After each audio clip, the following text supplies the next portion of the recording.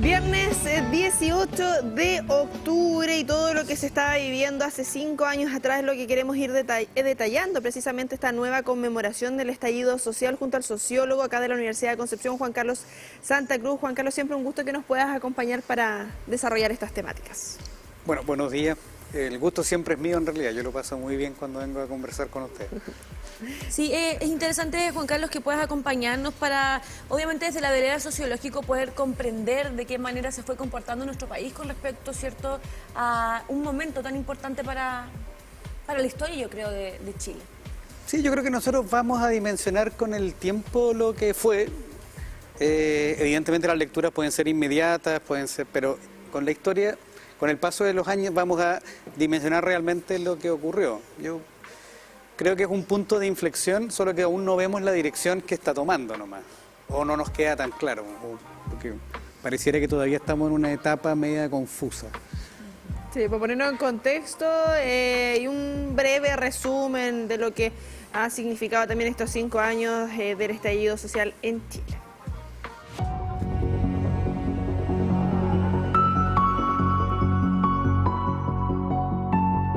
Este viernes 18 de octubre se conmemoran 5 años del estallido social en Chile, un evento que generó repercusiones sociales, políticas y económicas en el país. Este fue el comienzo de una búsqueda inconsistente por un cambio en nuestro país, descrito como uno de los quiebres sociales más significativos en la historia de Chile. La causa que se reconoce como detonante fue el alza en la tarifa del transporte público de Santiago, lo que sociólogos explican como la punta del iceberg sobre los descontentos de la población chilena y el sistema democrático. Esto desencadenó manifestaciones, primeramente, de parte de estudiantes que evadieron masivamente las tarifas del metro. Al día siguiente, las protestas se extendieron por todo Chile. Para este momento, las marchas fueron transversalmente apoyadas por todos las y los chilenos. Sin embargo, en la actualidad, estudios de academia indican que para un 63% de los chilenos, el estallido social fue un descontento social generalizado y un efecto negativo para la sociedad chilena. La secuela de todo este descontento fue el famoso proceso constituyente y posterior proceso constitucional. Es aquí donde nace la idea de renovar los valores y principios que posee la Constitución chilena y con los que la población ya no se sentía representada. La clase política propuso una vía de salida, los borradores de una nueva Constitución. Sin embargo, no hubo consenso ni del gobierno ni por parte de la ciudadanía. Con 2 rechazos constitucionales y sin más acceso de borradores, Chile siguió siendo dirigida por la antigua Constitución de 1980.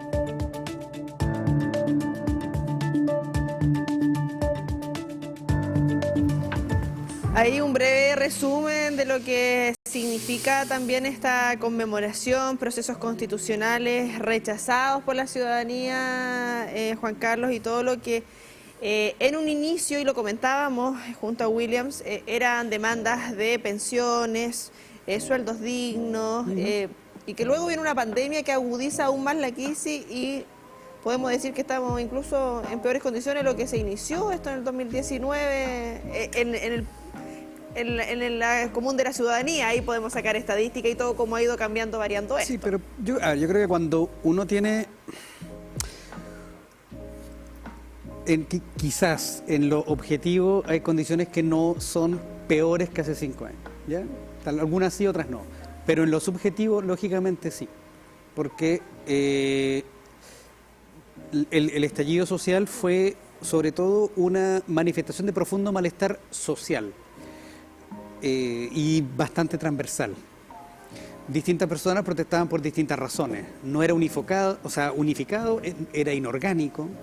Más allá que hay lecturas que tratan de vincularlo, la verdad es que yo, por ejemplo, bueno, se lo comentaba justo durante la cápsula, yo vivo en la Plaza de Tribunales. Entonces yo podría decir que fui testigo en primera persona en Concepción de todo el desarrollo del estallido social porque la gente iba a protestar debajo de mi casa. Y nunca participaron los partidos políticos, por ejemplo. Nunca. Entonces nunca fue un movimiento como motivado, impulsado, alimentado porque la gente sentía un descrédito muy grande hacia los partidos políticos, de izquierda y de derecha. Más allá de que algunos partidos de izquierda viesen con buenos ojos lo que estaba ocurriendo, en realidad no es un movimiento que haya surgido de ahí. No. Y mi sensación permanentemente, o sea, a lo largo, principalmente era cuando uno veía, había tensión, siempre hubo tensión, pero era de mucha esperanza y alegría, que convivía con barricadas gigantescas y momentos de mucha violencia. Entonces, pero había mucha esperanza de que algo podía cambiar. Entonces tú puedes mantener las mismas condiciones, pero cuando la esperanza no se materializa, después lo que hay es frustración. Claro. Y la situación y la condición subjetiva es que vamos a estar peor que antes, porque ahora ni siquiera tenemos la esperanza. Claro.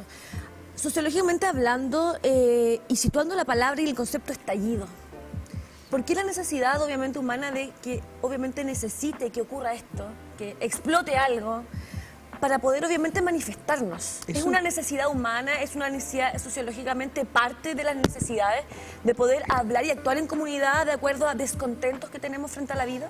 A ver, los seres humanos somos seres sociales, ¿ya? Y nuestra existencia solo tiene sentido en comunidad, pero tenemos un modelo de desarrollo, una forma de construir nuestra sociedad que ha apuntado más hacia valores individuales. Y eso claramente genera una como asimetría. La pregunta que tú haces es tremendamente pertinente, de hecho, y es muy difícil de contestar. Yo no sé realmente si es una necesidad humana, pero sí es una necesidad humana, o sea, si es como intrínseco al ser humano generar estallidos. Pero cuando no hay transformación social, en el fondo cuando las condiciones sociales no cambian, cuando las asimetrías se mantienen, cuando la desigualdad es estructural, en el fondo, y las vías socialmente validadas o institucionales no dan respuesta a eso, el descontento se acumula, casi como un volcán, ¿no? Se empieza a acumular, Poner el polvo abajo de la porque alfombra, pues. la presión no sale. En el fondo, si yo tuviese, y los seres humanos lo podemos hacer, porque se ha hecho en otros momentos de la historia también en muchas partes del mundo, si yo tuviese formas que sean socialmente validadas para transformar la sociedad, quizás no habrían estallido, habrían otras cosas. Siempre van a haber descontentos. Siempre van a haber descontentos, siempre van a haber momentos de transformación, de crisis política, eso es normal. Pero nosotros tenemos un sistema que aparentemente no cambia. ¿Y qué es lo que no cambia? Lo que no cambia es la distribución del poder, porque nosotros tenemos un sistema que concentra el poder, no lo distribuye. Y el poder puede ser económico, puede ser político. Los ciudadanos no participamos de la política. Vamos a votar cada 4 años, como ahora en un par de semanas más. Claro. Y enojados, tampoco que vayamos muy contentos la mayoría. Pero el poder económico se concentra realmente en muy pocas manos, pero muy pocas. Poco antes del estallido, el diario Financiero sacó una noticia media ingenua que decía que eran como 1.200 personas en Chile que concentraban como 1/3 de toda la riqueza, y es una locura. Te digo inmediatamente porque de hecho Fundación Sol actualizó los datos. 1.315 personas distribuyen los mayores ingresos en nuestro país. Estamos hablando del 0,01% de la población de chilenos tienen las riquezas. Eso es una locura, porque es una concentración brutal. Ahora, si la concentración es política, incluso simbólica, nosotros tenemos grandes canales de televisión que generan contenidos que terminan como monopolizando la opinión pública. Claro. Entonces, ese nivel, si yo no destapo eso, es normal que se acumule ese descontento, esa rabia, y que en algún momento sale de la manera más inesperada posible. Después yo me acuerdo, después del, como dicen el dicho, después de la guerra son todos generales, después todos tenían una explicación para el estallido, pero una semana antes nadie lo previó. Oye, pero una semana antes o un par de semanas antes estábamos en el oasis.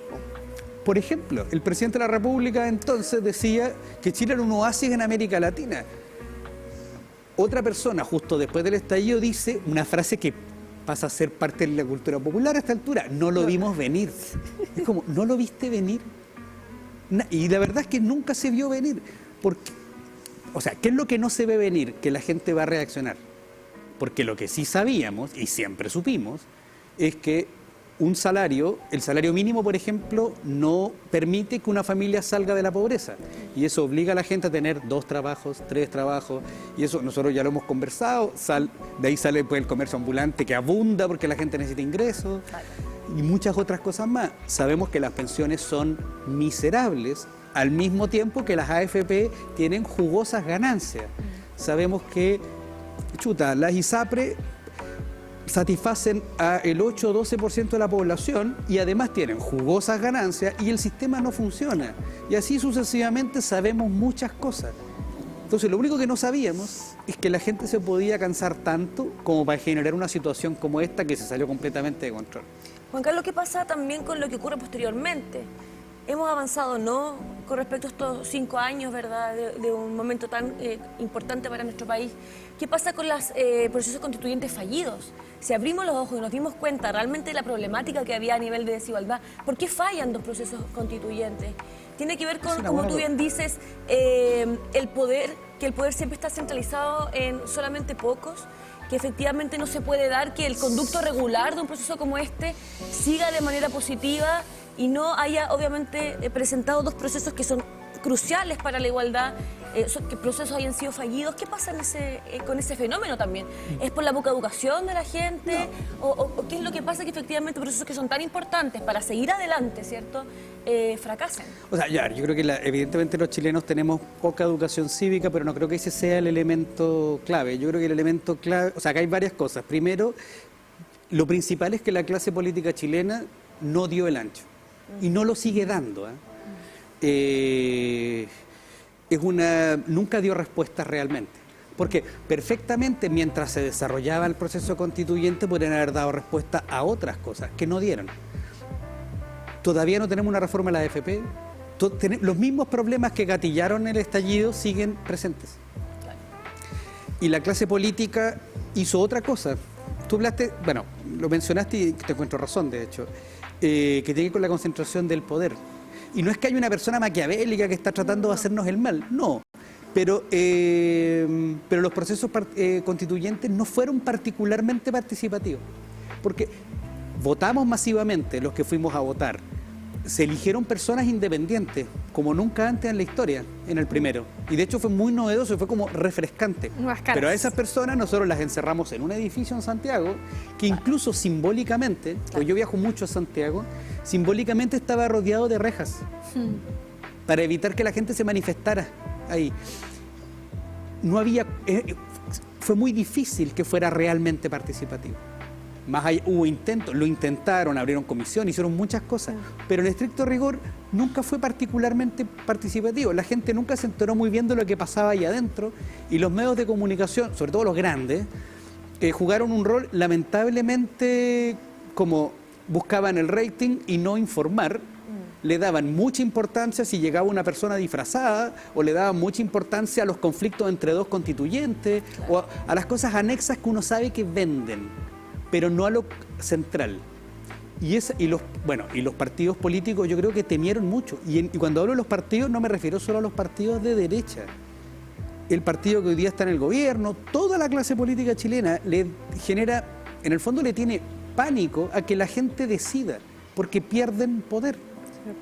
Si en el fondo nosotros debiésemos pensar, no sé, yo no tengo, obviamente no tengo la fórmula, yo creo que la fórmula se consigue conversando, dialogando, participando. Llegando a acuerdo. Llegando a acuerdo. Pero solo puede pasar si distribuimos el poder, no si lo seguimos concentrando.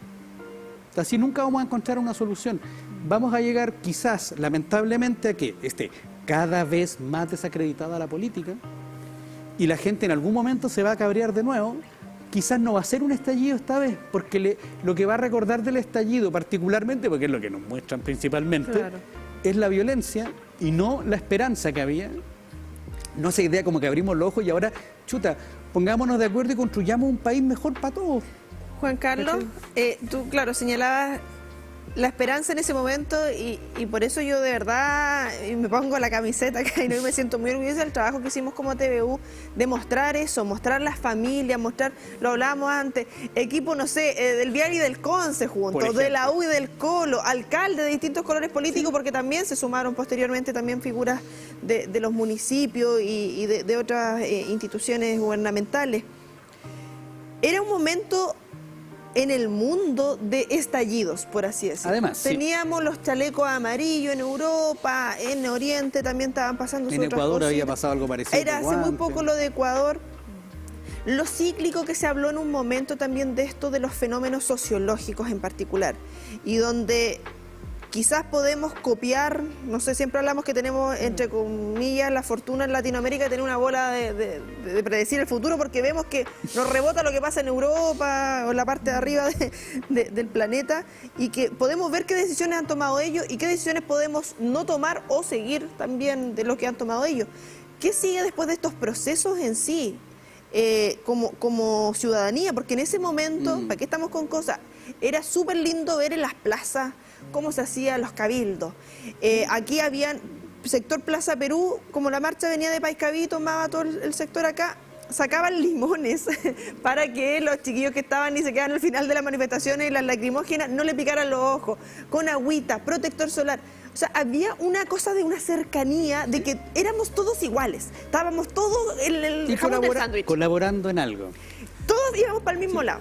Después llega la pandemia y yo desconfío del otro, yo no me acerco al otro, ni lo toco y mantengo una distancia. Me va a contagiar. Claro, el otro me hace un daño.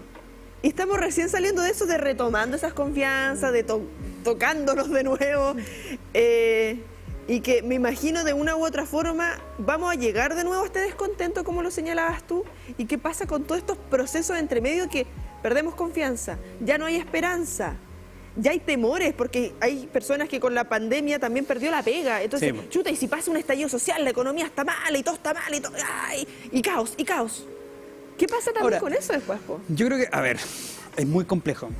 Es muy complejo porque no tenemos cómo saber qué puede pasar. Mi sensación es que lo que puede pasar, porque en un fondo, leyendo lo que la gente, como conversaciones que uno tiene en muchos lugares y en muchas partes, es que distintos sectores, las personas... O sea, no sería extraño que la salida sea autoritaria. Ha pasado en otros lugares, está pasando en otros lugares. Y ha pasado también en nuestro país. Ha pasado en nuestro país, sí, en que la gente, ante la ausencia de respuestas, en el fondo cede rápidamente al populismo autoritario. El otro día una señora decía, chuta, que venga Bukele 2 meses y arregla el país. Bukele tiene un liderazgo profundamente autoritario que no cree en la democracia, pero la gente en El Salvador está conforme con ello. Y yo creo que eso es bastante probable. Pensando que se viene un mes de elecciones, por ejemplo, y después hay que renovar también todo lo que viene más arriba. positivo? No, me parece todo lo contrario, porque a largo plazo me parece insostenible. Uno no puede construir un país sin Estado de Derecho. Uno no puede construir un país sobre la base de la desconfianza, el temor y la vigilancia.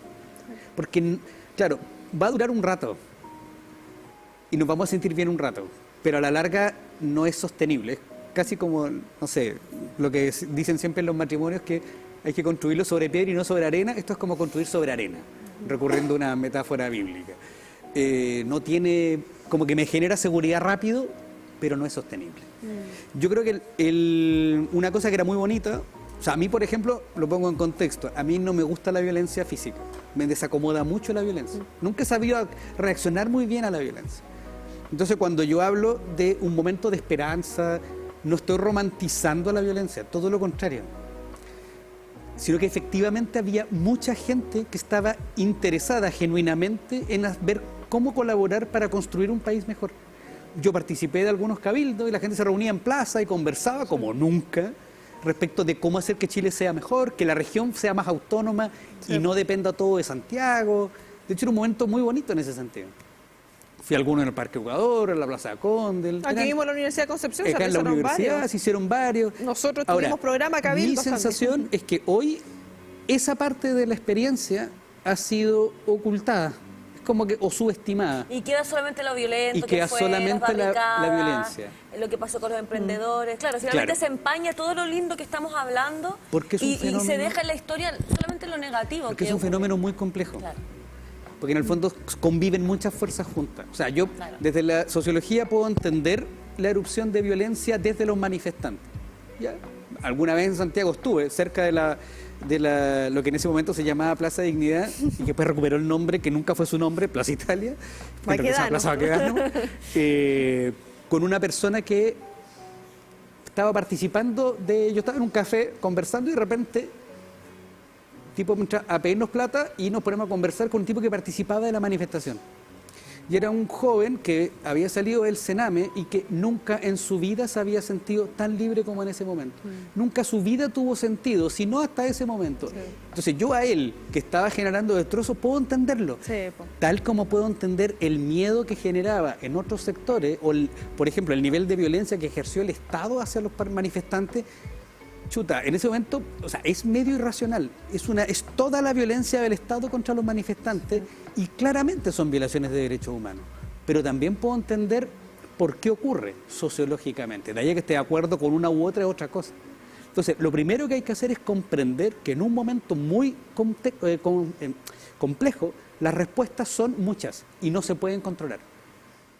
Una vez comprendido, no quiere decir comprender, muchas veces la gente dice, está justificando. No. Hay que entender para prevenir, hay que entender para explicar, hay que entender para avanzar. Sí. Si yo no entiendo, no voy a avanzar. Juan Carlos, hoy hablamos de un punto crucial, la desigualdad, el dolor y como tú bien dices, el testimonio de esta persona que por primera vez se sintió libre Sí. al estar años en el Sename probablemente siendo violentado, etcétera. Exacto.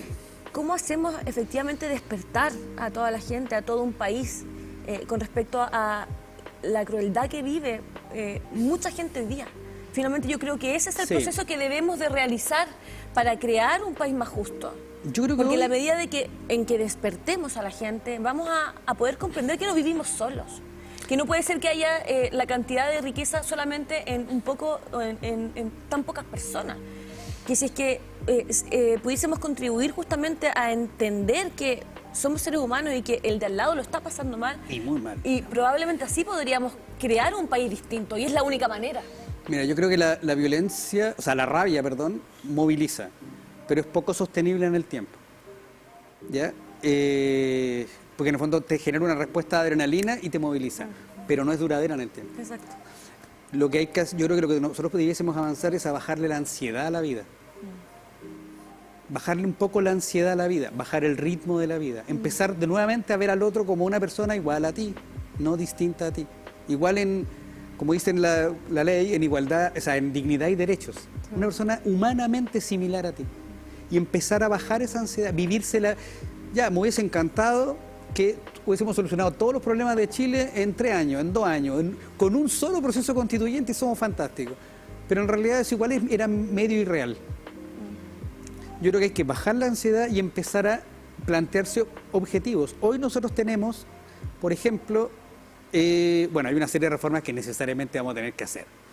Al Poder Judicial, que ya vemos está en crisis.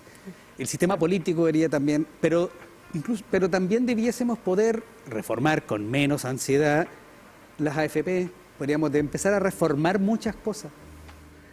Yo creo que si empezamos a bajarle la ansiedad a la vida, bueno, lo vamos a pasar menos mal y vamos a poder empezar a... Porque yo creo que está bien indignarse, pero también indignémonos con serenidad en algunos momentos. O sea, perfecto. O sea, yo creo que hay que... Todas estas desigualdades hay que enfrentarlas, pero hay que enfrentarlas desnudamente, con los ojos abiertos. Hay que enfrentarlas con los datos. O sea, dejar de justificar cosas que son injustificables. Sí. O sea, que el nivel de concentración de la riqueza en Chile es obsceno. Y no es fruto de tu esfuerzo. No es verdad que si yo me esfuerzo voy a llegar es ahí, fruto porque de no funciona así. Mira, te tengo un dato. Dame. Es que Fundación Sol está sacando, y bueno, y todas las organizaciones en general están sacando las estadísticas 5 años, y es Sí, lógico. Acá, por ejemplo, respecto a los que cotizaron entre 35 y 40 años, y se pensionaron el año 2023, su pensión fue de un 32,6% de su salario promedio, lo que tienen que recurrir a subsidio del Estado como Pilar Solidario, la PGU y todo lo que hay, y aún así más del 70% de las pensiones totales son menores al salario mínimo. Eso quiere decir que nosotros... O sea, menos de 4, porque el salario mínimo son 500 bruto, pero líquido son 406.000 pesos. O sea, menos de 400 lucas. Muy simples, lo que yo estoy haciendo es asegurar que la mayoría de los adultos mayores van a caer en la pobreza. 70% de los adultos. Estoy construyendo pobres. Hoy día estamos regios, cuando seamos viejos vamos a ser pobres. Eso es esencialmente lo que estamos haciendo. Entonces, eso es inaceptable. Y yo puedo entender que la gente se indigne. Porque no hay otra opción de no indignarse. Entonces, si alguien, ¿por qué no se cambian las AFP? Porque hay intereses económicos detrás. Claro. Es así de sencillo, es simple. Porque en el fondo, ¿qué son las AFP? Las AFP son la plata de los cotizantes pasadas a fondos privados, y esos privados hacen negocios con esa plata. 1.500 millones ganan y cada día. Y ganan muchísima plata con cada los negocios que ellos hacen. Pero en el fondo nos quitan, nos quitan legalmente parte de nuestro salario para pasárselo a un privado para que él, pero esa plata no es mía. Siempre nos dicen, es mi plata, yo decido. Mentira, yo no decido. De hecho, los chilenos cuando decidimos fue cuando hicimos los retiros. Se aprovechó la única vez que fue la única vez que decidimos algo. Ahora, yo personalmente creo que en realidad... Que no sé si haya sido la solución. No creo que haya sido una buena solución tampoco. Yo creo que el problema es que la plata de las cotizaciones, en el fondo decidimos crear un sistema que asegure pensiones altas, y eso no se va a crear solamente con capitalización individual. Eso se tiene que necesariamente crear un sistema más solidario, en que las platas de las pensiones, o sea, la plata que se recoge de alguna forma de pensiones cercanas al 80% del salario que recibía esa persona cuando se pensionó. Porque en el fondo, si no, yo le voy a bajar el nivel de vida. Es que hagámoslo fácil. Una persona que gana 1 millón de pesos en estos momentos se está jubilando con 300 lucas. Con 300 lucas, eso una no persona puede ser. que de un día para otro pasa a eso. Y además, es imposible de comprender y de asimilar algo tan complejo. Ahora, llamemos a los expertos nos van a decir 1000 cosas. Unos van a querer una cosa, otros van a querer otra. A mí lo que me importa no es que él me diga, es imposible. No, entonces si es imposible hay que hacer otro sistema. Porque la persona que se pensiona no lo puedo condenar a la pobreza. O sea, la persona que se pensiona debería pensionarse con un salario similar. Totalmente. No igual quizá, pero similar al 80%. Y piensa que no todos ganamos 1 millón de pesos cuando el promedio de los sueldos en Chile son cerca de 600.000 pesos. Sí, claro. Entonces tenemos que la mitad más allá del promedio, la mitad de las personas, o de los salarios en realidad, en la región del Biobío están bajo los 530.000 pesos. Así es, Juan Carlos, bueno, podríamos estar todo el día hablando de... Hay tanta temática para sacar el tejido acá hoy. Me apasiona mucho poder hoy día estar hablando contigo con respecto a un tema que fue tan importante y tan trascendental para nuestro país. Vámonos por el lado positivo para ir finalizando. ¿Con qué nos quedamos dentro de las cosas positivas que nos deja el estallido social? ¿Dónde está la esperanza?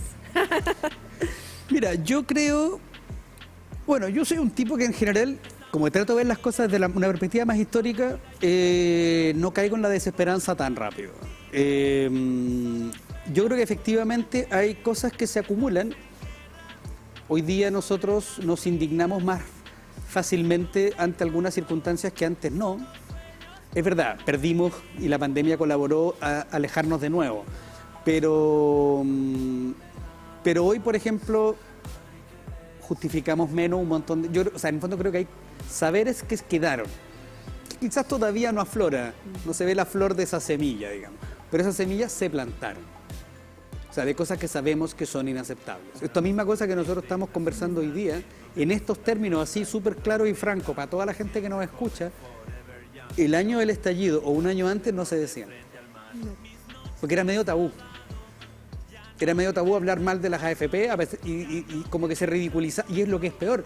Nos hacían creer que era imposible otra cosa. Es como que, mira, es lo que hay. Te debiste haber sacrificado más cuando joven. Cotizaste poco, es tu problema. Te pudiste haber levantado más temprano, no sé. Entonces yo creo que eso es algo que podemos rescatar porque quedó ahí. Totalmente. Y puede surgir de muchas formas. Puede surgir de forma pacífica, otras quizás no tan pacífica, pero yo creo que lo que sembramos va A dar frutos. a brotar en algún momento. Así que yo no soy tan pesimista. Lo que sí me preocupa es que tenemos un modelo de desarrollo que es insostenible. Y estamos enfrentando una crisis climática que nos está presionando. Entonces nosotros tenemos la urgencia de cambiar el modelo de desarrollo. O sea, tenemos que organizar nuestra sociedad y nuestra economía de otra forma. Y lo que sí me preocupa mucho es que nuestra clase política no está a la altura. No está entendiendo. No está entendiendo, porque buena parte de ellos está preocupada solo de mantener, o sea, puedo llegar a comprender por qué, seguramente es por miedo, pero están preocupados de mantener el poder ahí donde está. Status quo. Sí, de mantener el status quo, tal como dices tú. Y a la larga lo van a perder igual, si no enfrentamos esta crisis climática. Y que eso se puede llevar en cualquier plano, la gente que mantiene sus relaciones, que no deja el trabajo, que no se cambia de carrera, porque es miedo al cambio. Yo creo que le tenemos mucho miedo, o sea, nuestra sociedad le tiene mucho miedo al cambio y la transformación.